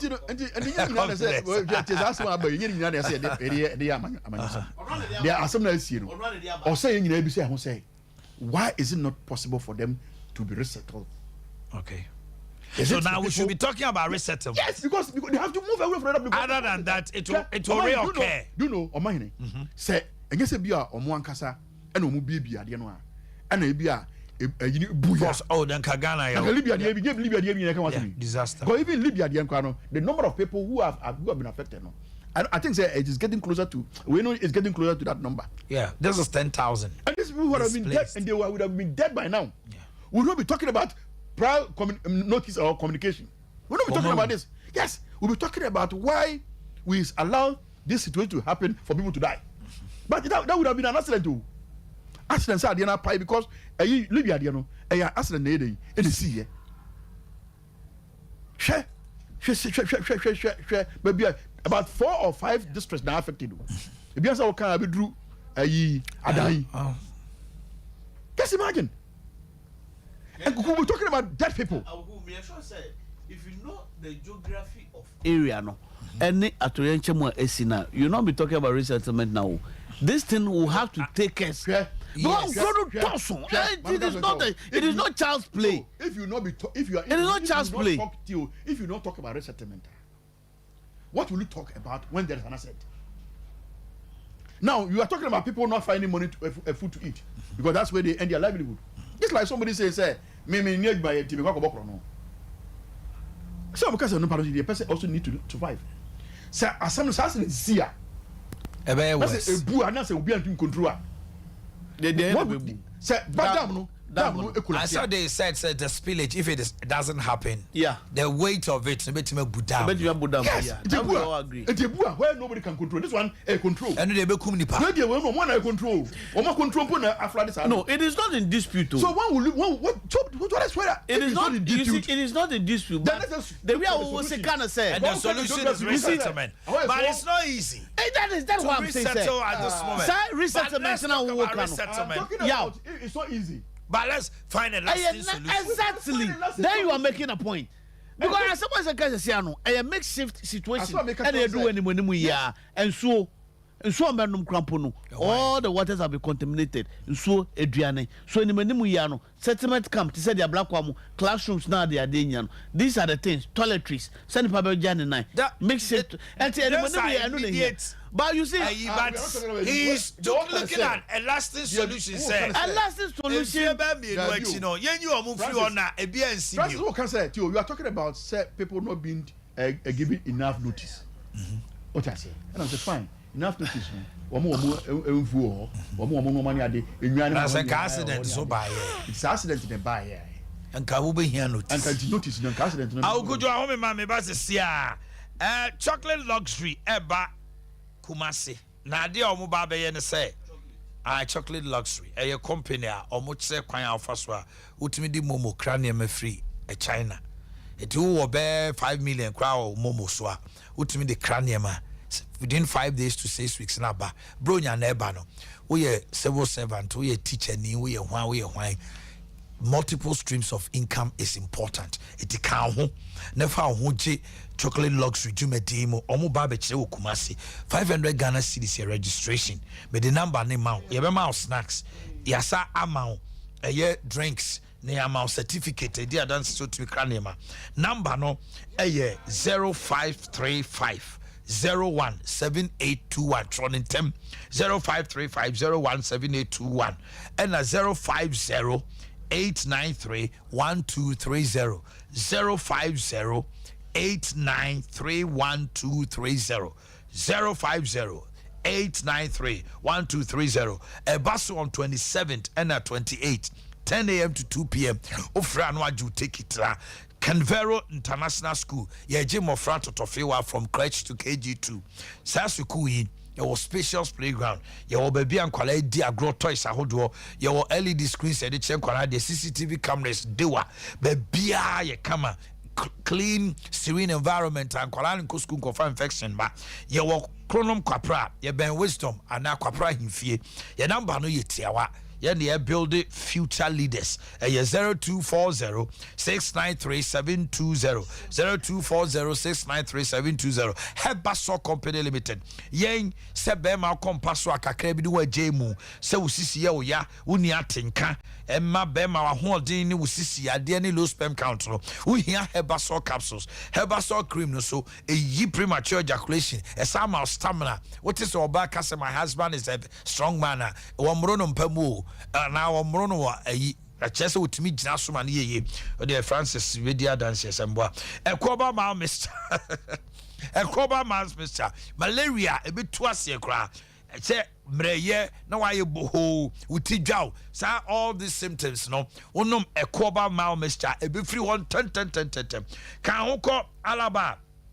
Zongo hini fie na chi ope abo so baba kompon fie ena enkan new fadama sansu na medina zongo junction number 0244634024 0244634024 na bibia ede akoso Dr. Mensa se odofo wano no mnuo bone ni adea wo eye niam bia enya wiwi nsanu ade wo wadu ode kanu enu anu no wasaso de sasadura ba idware a sasadi wachi uto ayento obi disappointment ni ade no ukopie mo Dr. Mensa uni hakra Samenk Retman herbal powder ema adwini mu tema mofra hu ade no eka ho Kochi head office your Guinness depot Joada kopim fiada 7 a.m. to 5 p.m.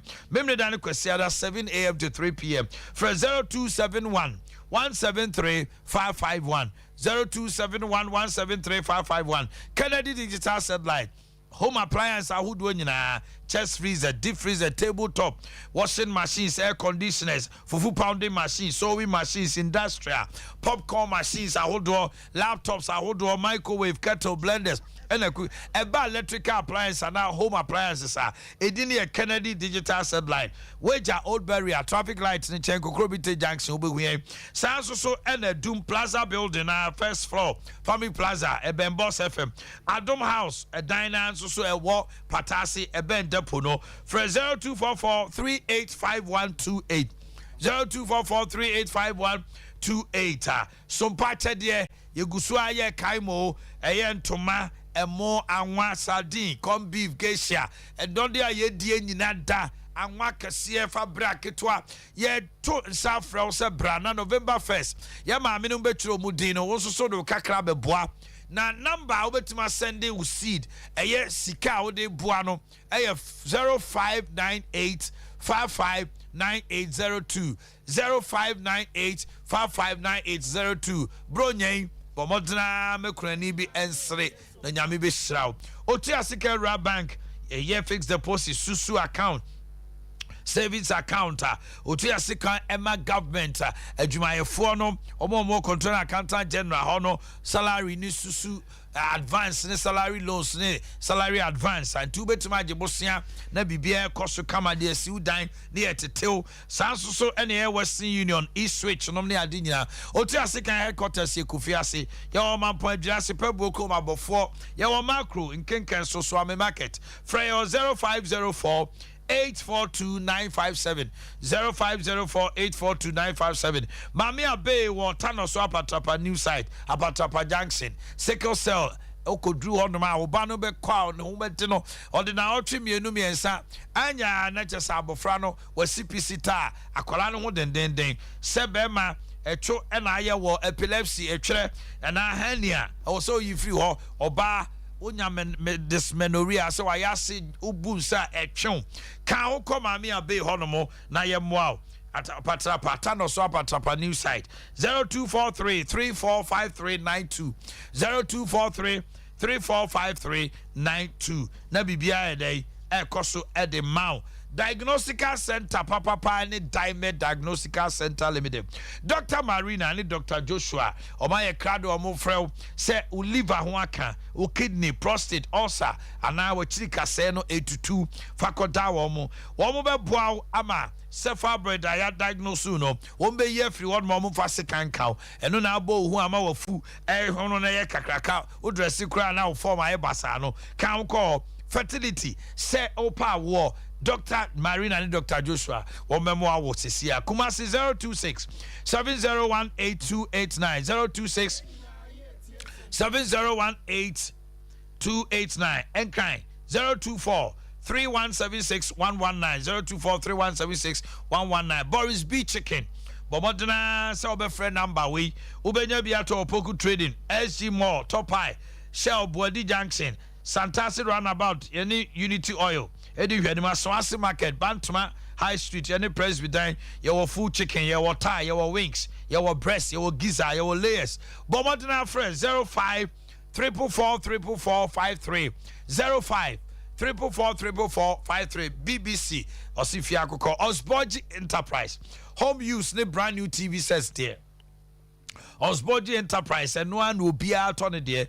Your Samsung, LG, Philips, near day. Your hotel ne store returns near my different Bruchaba UK products and quantity. Papa Ebuakwa Chinebua dia JHS any day any mupe and help him on Dr. Mensa Swa Ashtown taxi rank. Fred 0244 363 663 0244 363 663 and 0277 788 845 0277 788 845 21st Clinic, the home of quality healthcare. Uko PM onoma free to asiko PM nanti atwodwe dani da wu hunamane oto ene won nine do maybe on 90 mississippi from na etiti hu ade kro o da na wo sorry ana wo kam if you tisu kopim na se yade ade kro wa how no. It's a full clinic and it's a modern clinic.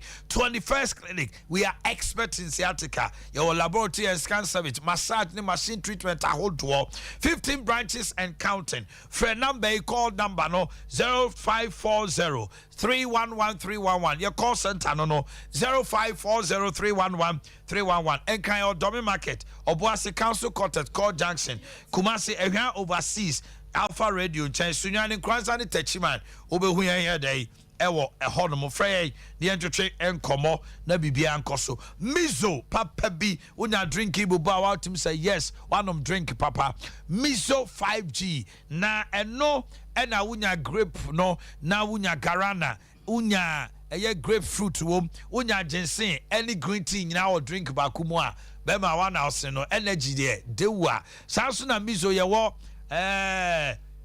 mixed fruit and yes sour mango now obenya bia talk KF Kunju Enterprise Rome Hotel if I say sell hey ya wall no any di hwe animu Kwakuachi company Okofodia Nasachi Enterprise Asafo Abinchi yede VIP car park PNC Anomanyi taxi station Charity Hospital di animu Mama Esther Adcom Royal Ventures Otra Baptist University Obuakwa ayewo ho Bikan Supermarket Abawa Post Office Anomanyi sister sewa ho Ena manager Daniel 21st Clinic wa ehwan overseas for 0246 270-221 0246-270-221 Francis, your last words na MPJ mu yemre so. Oh, Tamaso. Me Tamaso. Yaw. Dia na meka awuku. Empese meka no. Wow. We head of state, yaw, a very huge responsibility. Asudi ka sepa edawoso. Nti se asem sina wo kwa nsem bi wo ho ya se enyo mampanyi na akoka sansemia de na kanapa we ye ba betra ye discuss sa political issues we why is it so o mampanyi na akofa ba wuku wo appoint no the oma wo djuma na wuku and exactly so no djuma na wo ye because I don't expect you to come and be lambasting the president or appoint you. You not do that. For but you, it was uncalled for. It was uncalled for. Yeah, they make but maybe the bashing has been too much, so he needed to react to say. Which one is the bashing? And yes, sir, Omonto Abama Ninti no mai. What the kaka said, when you do mante. 1 week aba wako. They were kind of say better late than never. But say, it was not necessary. Okay. That is how I say it. And wow, this is not the first time. The president is fond of doing that. Onyai. No. Okay, Ghana Bar Association for the Ghana Bar Association. Uko jina wa lawyer folk shemu. The uko do wa mama na kwa chepia. O concept. Talk be a fit o classroom a see here or can want some say block no mu wie say no say opa no am for the second way and the president is fond of doing that in recent time Augu your final words me time aso na me hwon me yon Augu me time aso me so on come me wie oh say the make can say of my politics be kuye nanga some na ye can and policy my okru me ni no akwa no the politics I had from this what is killing this country. And your politics are come my second queen missing baby I agree. So what I say a DNA is see who quine say Omanhene ever responding to what people are saying. Hey, sɛ obi sɛ wɔte aburokyire ɛna asɛm asi ne kurom ɛna ɔno mmaeɛ no ɛti ne yɛtwa no dapaa. You think the president could not respond to this? When you know, say, as someone crown, it's see, no, no, Bridget. Yes, be a see, no, no, two, a ton away the boy.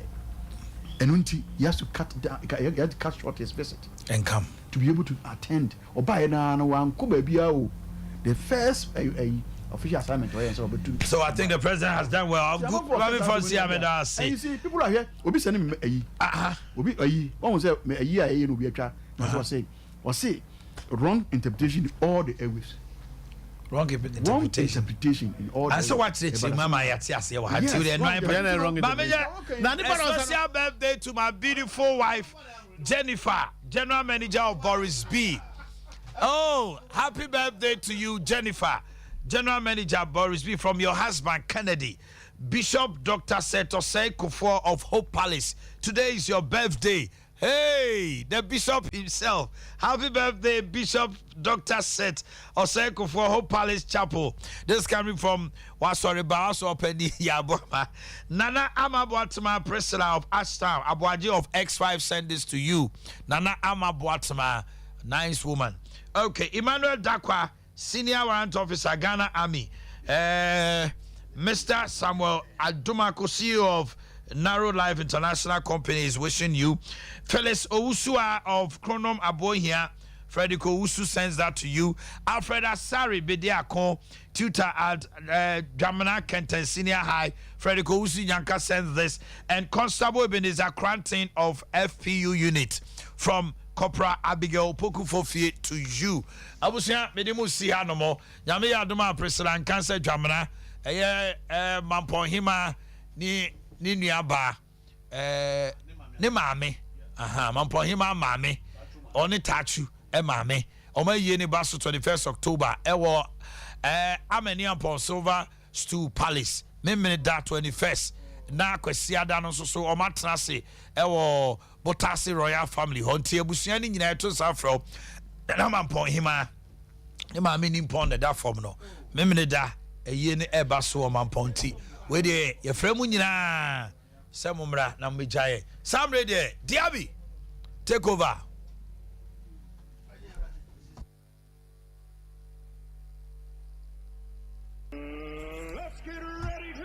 My name is Kwesi Antich. In this region, sports is all about Sompa Sport. For the thousands in attendance and the millions